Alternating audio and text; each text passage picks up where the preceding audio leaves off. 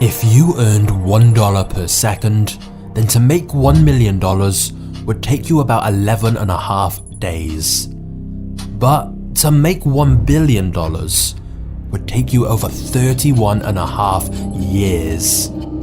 You see, it's easy to think of wealth in terms of rich or poor. But broadly speaking, there are arguably 5 different levels of rich. And at each level, things change very drastically. The difference between what a millionaire can do and a billionaire can do is simply staggering. In this video, we'll be exploring what life is like at each of these different wealth levels and delving into how the ultra-rich spend their money, including some of the most bizarre and extravagant purchases you've ever heard of. But as you're watching, you'll realize that one of the biggest changes that happens at each of these wealth levels is perspective. Because prices feel relative to how much you earn. So if you compare someone who's earning $40,000 a year with someone earning $400 million a year, it's 10,000 times more, which means a Lambo that costs $300,000 to them is the equivalent of spending $30. A $10 million piece of art feels like $1,000. A $50 million home in the Hamptons feels more like $5,000.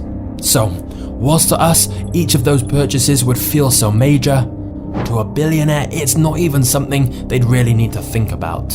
And of course, when you're that wealthy, it's not just items and experiences that you can buy. But we'll get to that. Let's instead start off with the first level of rich, the top 1%. Even though this phrase is synonymous with being extremely rich, if your income is over about $200,000 a year, you would technically be part of the top 1% of worldwide earners. And so, being in the top 1% may not make you feel quite as rich as you would think. Because sure, you can typically afford a nice house and car, but with those things comes higher costs. And so you probably don't feel very financially secure, and you're likely still working a full-time job. Which is why beyond this level, wealth starts to be measured in net worth rather than income. Because the more wealth you have, the more assets you have, and you're probably not making your money from a normal salary. So the next level of rich is a net worth of $10 million to $30 million. At this level, your needs are met. You can live very comfortably. You have a really nice house, you often fly first class internationally. If it's a special occasion, you might book a $2,000 suite. You can afford any healthcare you need, and in fact, no emergency financial situation can destroy your life. And yet, you're still not rich in the way that money doesn't matter. You still have to be sensible and careful when it comes to big decisions. And in the banking world, you're still not classified as having an ultra high net worth. Which brings us to our next level, a net worth of $30 million to $100 million. At this point, you start playing in the big leagues, and most likely, you run or have a controlling interest in a very large company. You always stay at 5-star hotels, and you have multiple residences all around the world that you can stay in as well.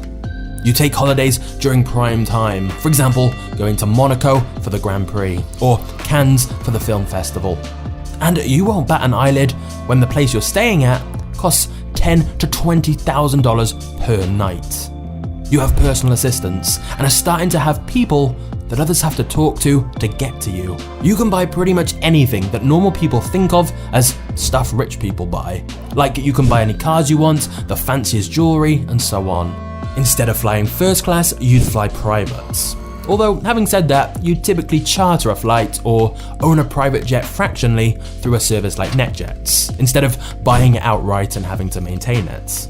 But still, at this level, another big change that happens is your social circle. You probably start socializing with congressmen, senators, and community leaders. You're likely very well respected within some very high-class circles. Interestingly though, since you're likely surrounded by other ultra-wealthy people, you may start to feel you don't have enough.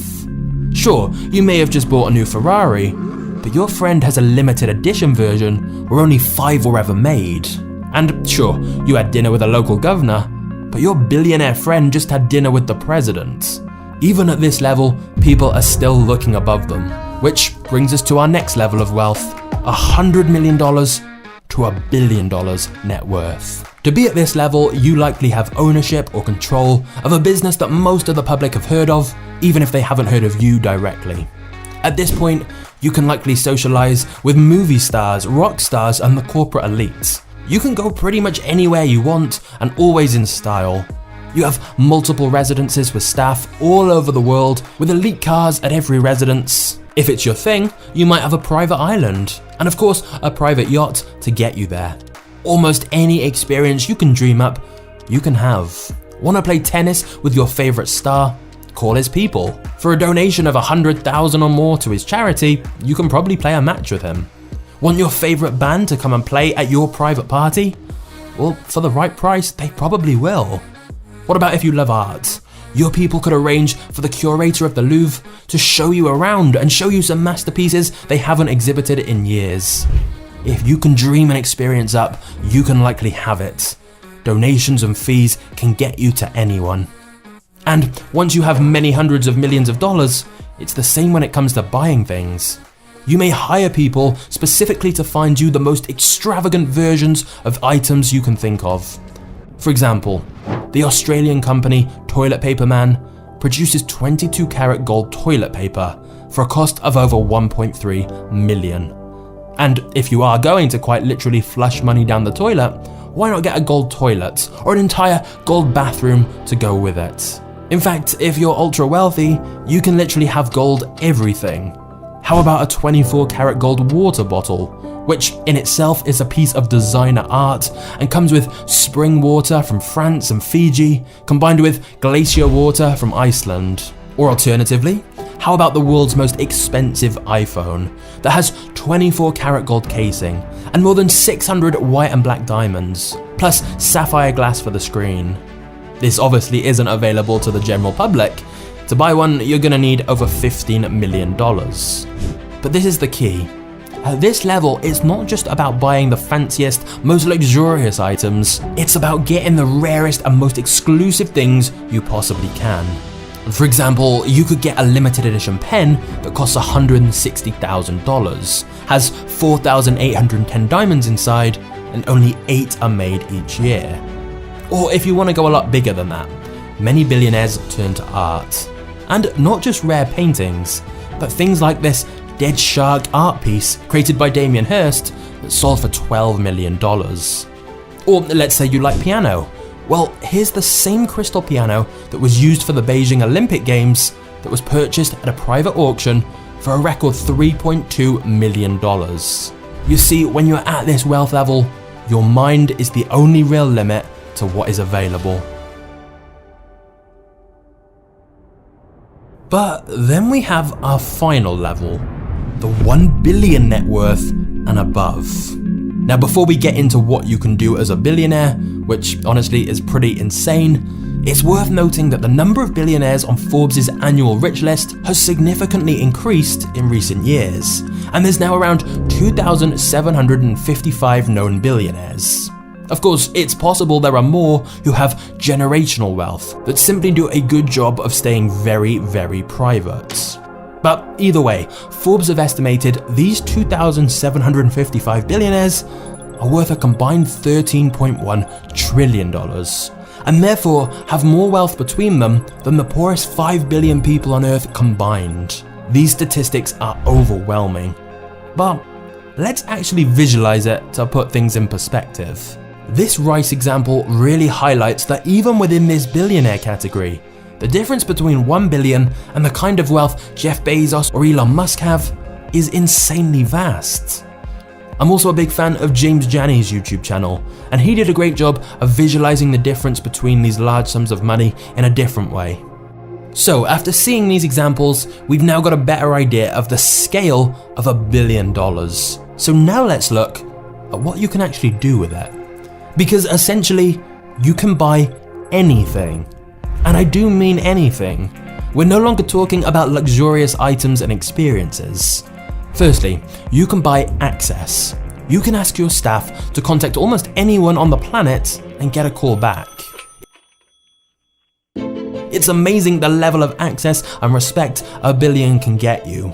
where within an hour, you could ask your people to get in touch with someone and they'd be able to do it. And I'm not just talking about contacting celebrities. It works the same with powerful people within politics as well, especially because the billionaire may well be a donor to their political party.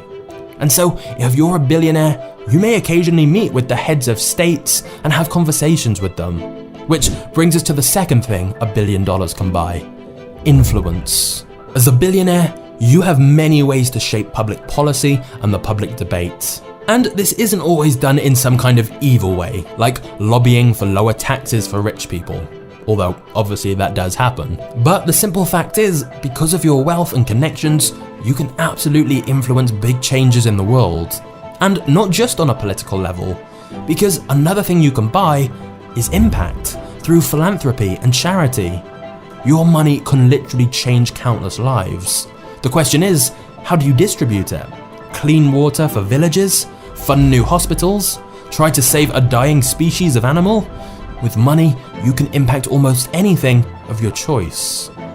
But one of the biggest differences with billionaires that is often overlooked is the ability to essentially buy time.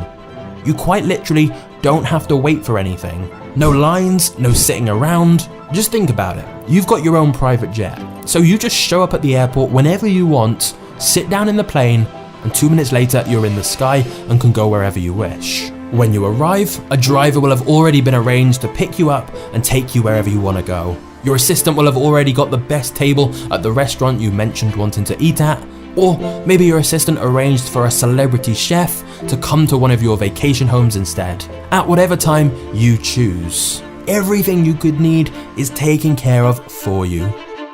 However, believe it or not, there are some downsides to being this ultra wealthy. Firstly, it's nearly impossible to have normal emotional relationships at this level. It can become increasingly difficult to have friends and family that love you for who you are. They exist, but it's pretty hard to know which ones they are. Because your world is likely filled with yes men and people looking to take advantage at every opportunity. Your trust and connections with people are undoubtedly considerably weakened. Dating also becomes an odd experience. On the one hand, some of the world's most beautiful and intelligent women are all around you at parties and events. But again, finding someone you have a genuine emotional connection with is a different story. Especially because your time is so valuable that you're always busy and unable to invest in making deep connections with new people. And even if you do find someone, the relationship balance is skewed in a strange way when you have essentially unlimited money. Because no matter whether you pay for everything or whether your partner makes their own money, either way, something about the dynamic feels off. And finally, and most crucially of all, no level of money can give you truly everything. Because death is the great equalizer, and losing loved ones, and losing your own health, and facing your own mortality are problems that no amount of money can solve. The Reddit poster who inspired this video, and deserves full credit, talks about how he met Sylvester Stallone at a party, who had obviously had a very successful career. He said he was such a great guy, had huge levels of wealth and luxury, a smart and beautiful wife, and yet he also had a special needs son who died young. In his words, nobody has it all. Nobody. In fact, if you are watching this video and feeling poor, I think it's worth rethinking. Because in this video, we've looked at several levels of wealth. But the fact you are watching this means you are nowhere close to the bottom of the total wealth pyramid. It's easy to look up and feel frustrated that some people have so much more than us. But just look down the wealth pyramid for a moment. If you have internet access to watch this, plus some food in the fridge, clothes on your back, a roof over your head, and a place to sleep, then you are richer than 75% of the world. In fact, even if you have $1 to your name right now, you are still richer than the majority of the world who are either in debt or have absolutely nothing.